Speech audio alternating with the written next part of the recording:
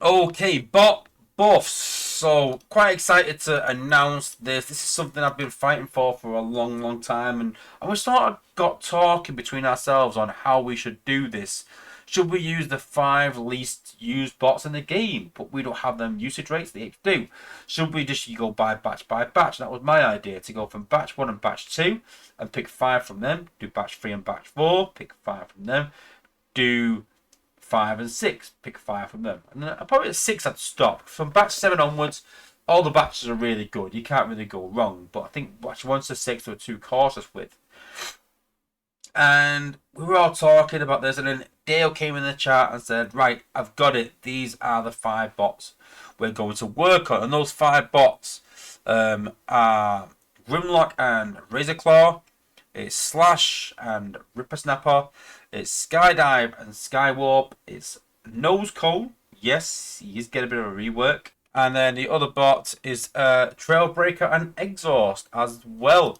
Are all getting a bit of a rework. A bit of a clue in there somewhere, which I don't know if people have cottoned onto or not. But in terms of Trailbreaker, let's put him down and put Skydive down.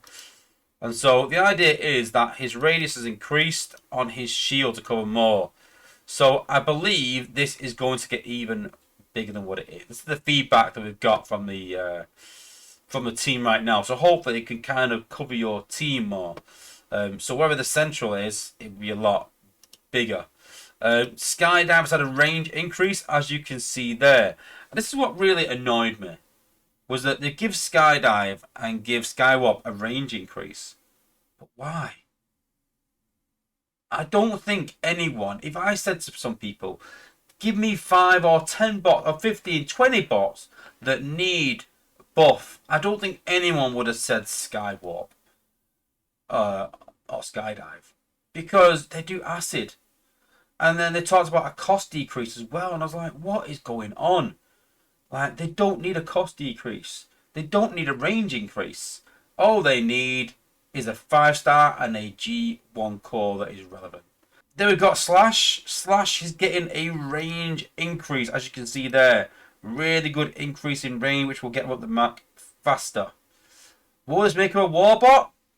Ultimately, no. I tried. Guys, I tried. It was so difficult. I was playing against Texas base on the test server, and I tried. And then I finally kind of got her into a place where I might be able to take out the HU-18 with enough ability points. And even with Buzz Strike, she got hacked. And then I was like, nah, I'm done.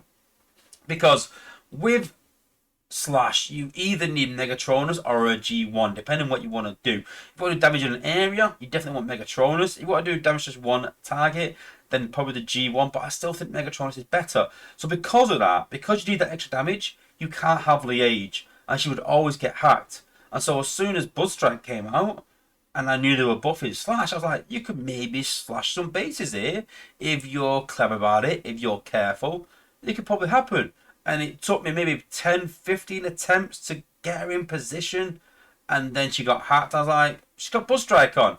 And obviously it's a glitch in the game. So at that point, I was like, I give up now. The last one we come to is Grimlock. So Grimlock, his damage has been reduced. And I know people are going to go, what? I thought you were just saying, Wozza, that we're buffing bots. But I think finally they've given in and listened, and they are going to make Grimlock a warrior. So he's going to have a massive 47k health. But we do know that because there is a balancing scale between health and damage, so he has given a 47k health buff, which is crazy, but now only does 520 DPS and only 4k damage in an area. When we sort of tested this with about 7k damage, it was too OP, guys.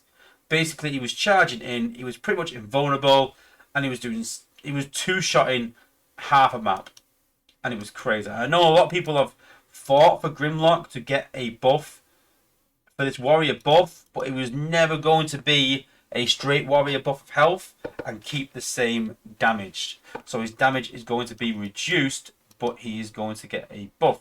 So let's have a look at him. So we put Grimlock down. We charge him in. And there we go. And he gets the same shield there as Pipes, but obviously for not as long. But his survivability has gone up incredible amounts.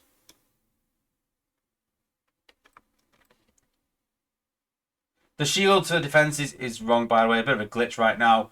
And we're currently looking into obviously fixing that. But yes, Grimlock, as you can see there, rushes in. There we go. Gets his shield. And then does 4k damage in an area. So very, very glad that Grimlock is getting a kind of buff. The buff that everyone has asked for, but it comes at consequences. So what do you guys think? Do you think that 47k health and a shield, obviously, which is part of his G1. It's not part of a buff, it's just part of his G1 that he gets that anyway. But 47k health and 4.5k damage, have they got the balance right? Have they gone too much health-wise? Should he have a lot of damage still, but with reduced health? He can't have both, guys. He's got to have high health and low damage. Somewhere in the middle, or somewhere the other way. Now, before, I think he had high damage and low health, which was a glass cannon. And I think they were gone that way. So, do we meet in the middle? Do we want high health on Grimlock? Let me know. But obviously, making him a warrior gives him that health buff that we need. We've also slowed him down as well, which will help him a lot. Doesn't go running off ahead. So, intrigued to see what happens with Grimlock.